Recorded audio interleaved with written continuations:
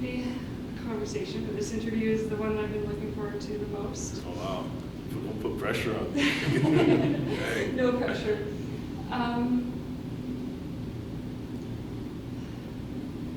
I feel like you probably had to overcome a lot. Yeah.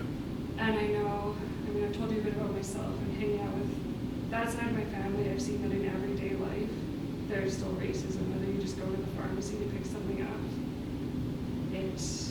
To me, it makes me angry. How do you not let that rent space in your mind and still, I don't want to say overcome that, but just doesn't it get to you? How do you not let it take you down?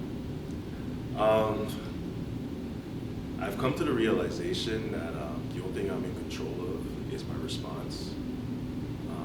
I can't control what people think, I can't control what people have been through, but I can control how I respond to anything that happens. I can control how I treat them, so regardless of what an individual has been through or the perception of people who may look like me, an interaction with me can change everything. So I'm not in charge of what they think, but I am in charge of how I maneuver through this world and the love that exudes through me. And I'm just hopeful that that's enough to make a positive impact on people.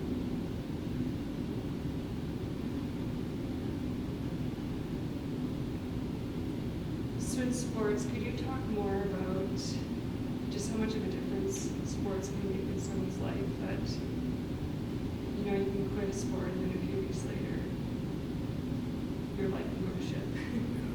And just the difference it makes. I'm a huge advocate for sport or any extracurricular activity for youth, especially. I'm a byproduct of what happens when a kid has something to distract them from his environment.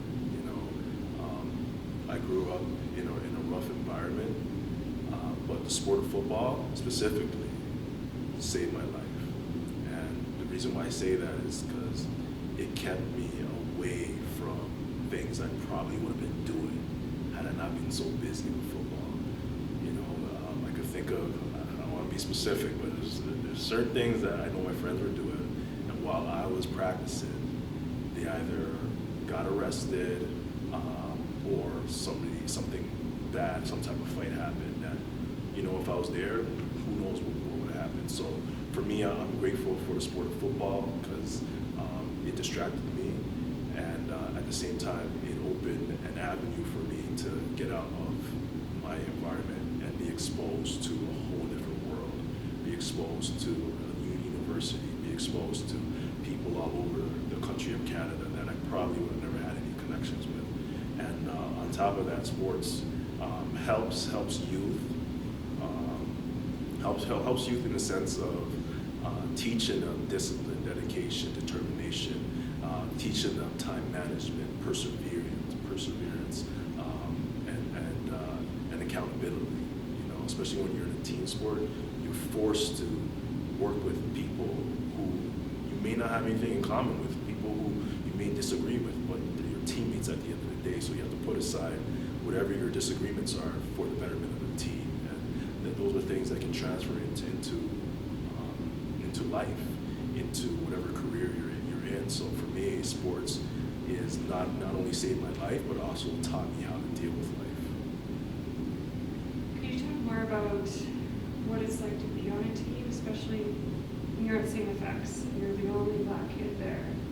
Did you build a family within the team, and how do you describe that, and what impact did that have on you? Yeah, at St. FX, like the campus, there wasn't much Black people. Most of the Black people were athletes.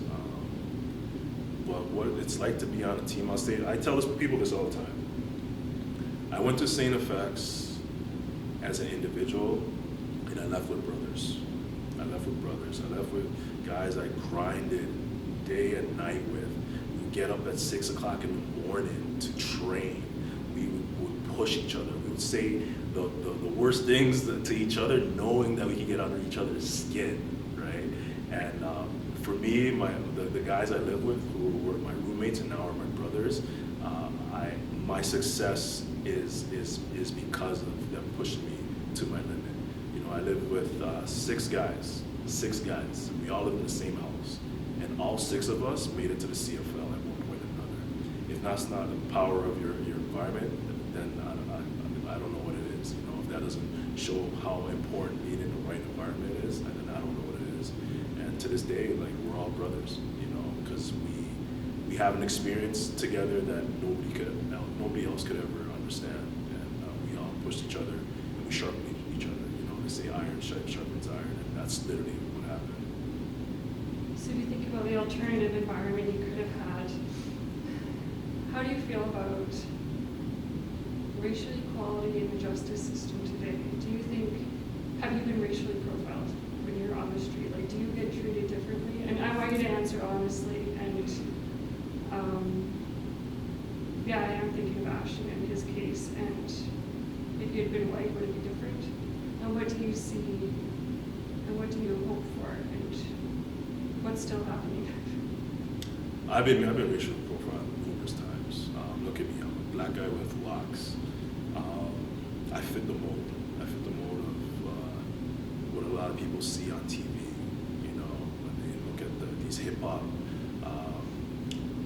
videos, when they watch these urban movies. I fit the mold of the drug dealer and everything, and I've been called that. A random person that didn't even know me assumed I was a drug dealer. I'm a teacher. I'm not even associated with anything like that. I'm actually on the opposite end. I'm actually trying to educate and inspire and guide the next generation from not going into those things. So I laughed it off, and I realized that the biases are for real. The biases are for real. Everybody has an implicit bias, and it's normal. It's normal. We all have a bias. The problem is when we're not, when we can't admit it and we can't address it.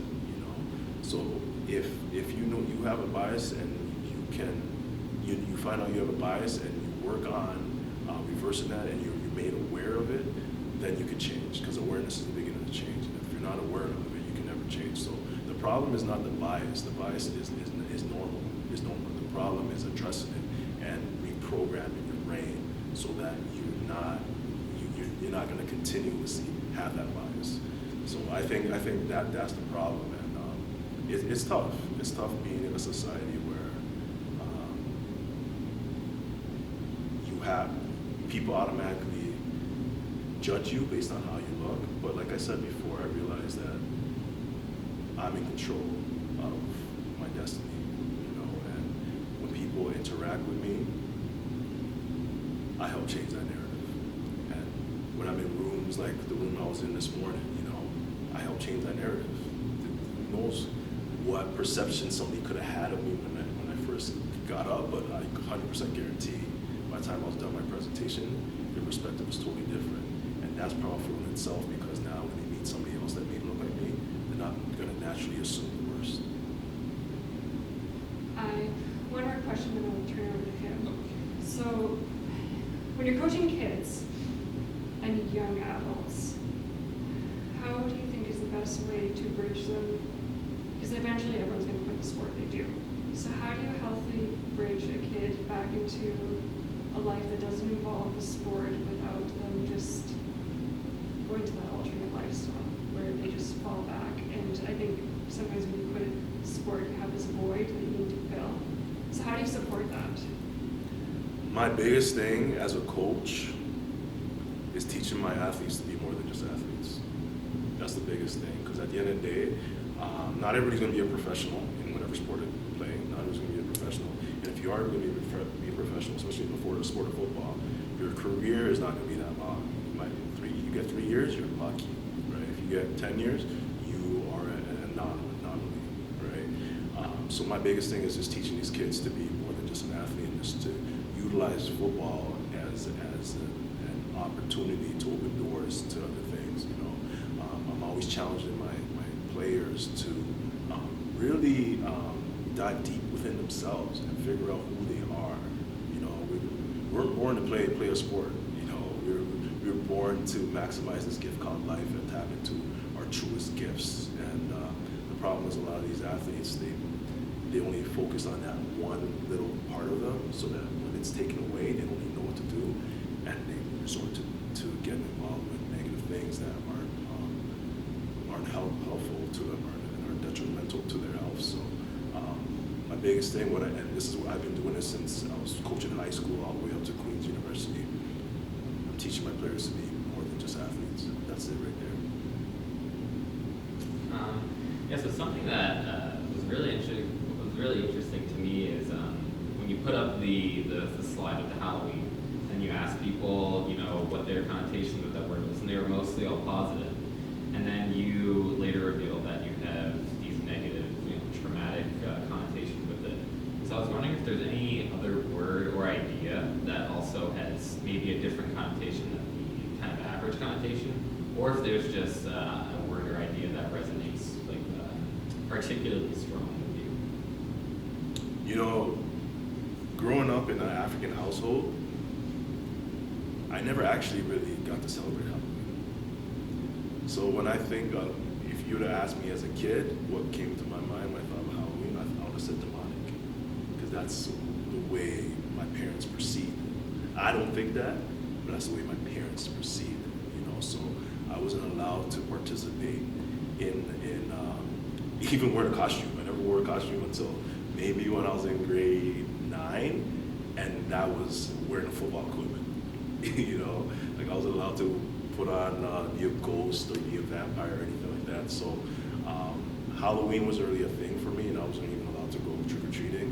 Eventually I found a way to just sneak out and do it. But yeah, like that would have been my association with it as a kid. I was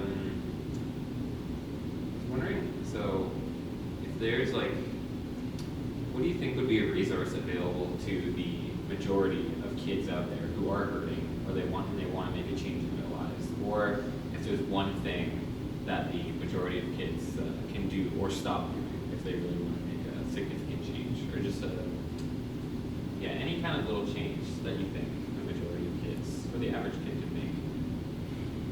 I think the first thing I'd say is